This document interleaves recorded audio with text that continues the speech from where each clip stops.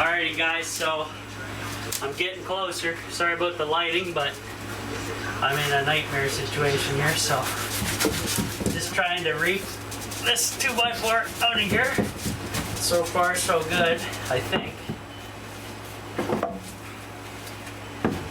Good idea for me to use these as leverage bars, because it would have been crazy to not have them, I'll tell you what. So this will be the first very piece that I got to rip down at the tiny house. And I would use my crowbar, but it's kind of buried in the pantry behind us, off camera.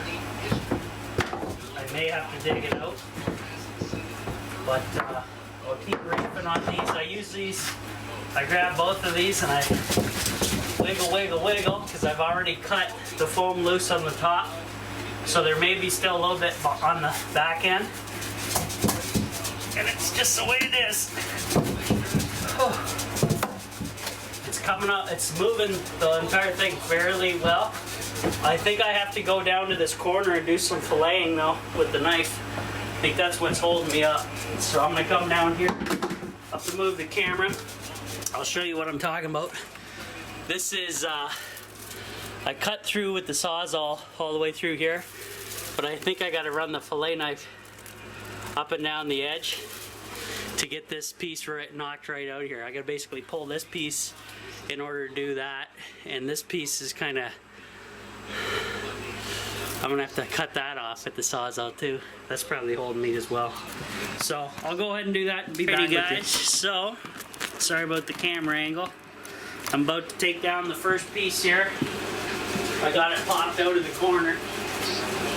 And I'll use this stool because the ladder's kind of got a bunch of tools on it back there. So we'll pull this down. We'll do some serious videoing to show you guys what's going on. And go from there. How about that? If I can do this. Ooh. Oh God, don't tell me it's screwed up there or something. I might have to use this ladder. Give me a second here. Throw some stuff on the floor. It's caught on this end here, so I'm assuming there's something holding it. Get this first piece out of here and go from there. That'll give me a direction to kind of figure out.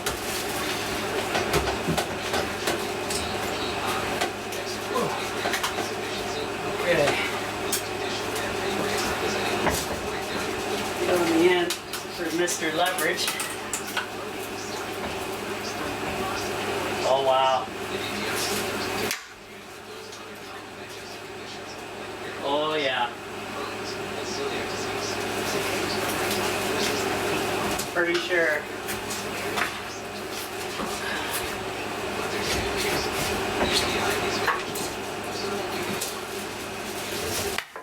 Okay. Yeah, it's screwed in. Okay, so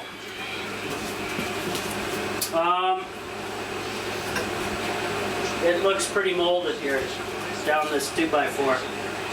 Molded on the top. I don't know if you guys can see this on camera because of the lighting. Yeah, it's basically through and through on the 2x4. So I'm going to chunk this outside, because the less contaminants in here, the better. Give me a second, and I'll get back to you and show you what's going on. All right, so worse than I thought, actually. It's more, we have more exposed here than what I was seeing, which is not good. And this up here has me concerned because it's like a cavity, which is not good.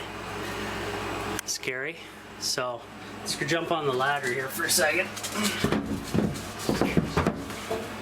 So I cannot leave this as is because this is exposed aluminum roof. Okay? And I'm gonna probably have to bleach up here as well. But this all has to be bleached. This only goes in not very far. But I'm gonna have to bleach all this. And this has to be foam sealed I'm gonna pull this tape off right now. Oh, wow. So all this exposed metal has to be embedded in foam for the tiny house to be successful. You can see here, guys, look at this. I'm gonna zoom in on the lumber. It is nasty. It's been rotting out and rotting out good. So I got this section done. I'm gonna try pulling the next section down. And the problem with that is all my wires are kind of gonna be hanging in the middle of nowhere here, which is gonna suck. So I gotta kind of pull these straps first and get this section all the way to here pulled out so I can pull that next 2x4 out of there. And then this entire section will be done, other than the fact that I have to reseal and bleach and all that. And why I cut the 2x4s like I did, they're not structural whatsoever. They're for cosmetics, so I can attach my walls to something, right? But I'm gonna have to foam all this. I basically foam everything, but I gotta keep on trucking here, guys. So what I'll do is, now this is obviously screwed into this 2x4. That's why it's still hanging up there. So I'm gonna take my fan down, but I'm gonna use this wall to jack up this post to hold it up, hold my wires up while I get them out of the way. And I'm gonna keep on trucking. I threw the entire piece outside, tiny house, because I'm assuming Mold City, and that really sucks, guys, that the foam guys didn't do that properly. That's not good. That is nasty. So all my plans for moving in are on hold, because until I get this fixed and solved and everything back together, then I can think about moving in and thinking about getting batteries. But in the meantime, I'm going to be trucking on this quite a bit. Now, Stu, High Tech I-18, said he wanted to find me some new LED lighting for the tiny house. Well, Stu, now's your chance, because I'm going to have to pull down the ceilings, my entire ceiling and the walls, in order to fix all this nonsense. So yeah, it's going to be a long haul job on this at the Off Grid Tiny House, and probably not fun, but it won't be too expensive, other than the fact that, you know, I didn't expect that much metal exposed. That's a lot. That's a lot of the roof still exposed. Even up there, like even on this, even part of the ceiling is still exposed and not foamed. That's not good. That has to be spray foamed so it's sealed, so there's no condensation going on. Oh man, what a disaster, guys, but it is what it is. I gotta do it to save the tiny house. Now, if you're so inclined, want to help me out with this project, become a Patreon member. And it's only $1 a month. And guess what, guys? When you become a Patreon member, you get all my daily live videos before everybody else, before they hit YouTube. I've had a few trolls from Teabag come over. Sandy. And they're looking at the dates on my here. They're looking at the date on my temperature thing over here, and they're like, "Well, you filmed this blah blah blah when." Well, that's because Patreon members get all the videos first, and what you guys see on YouTube that aren't Patreon members are older videos. Because Patreon gets all my stuff early and first, as live as I can get it to them. So it makes sense now, doesn't it? So in order to stay with me live, it's a benefit to you to become a Patreon member, and it's only $1 a month. You're helping me out, pay for some of this stuff, and you get all my stuff, and you get credited on all my future videos. So not too shabby. Not too shabby at all. So that's the whole purpose. So guys, I'm gonna keep on trucking. We're still overvolting here. It looks like at the Off Grid Tiny House, even though I'm running air conditioning.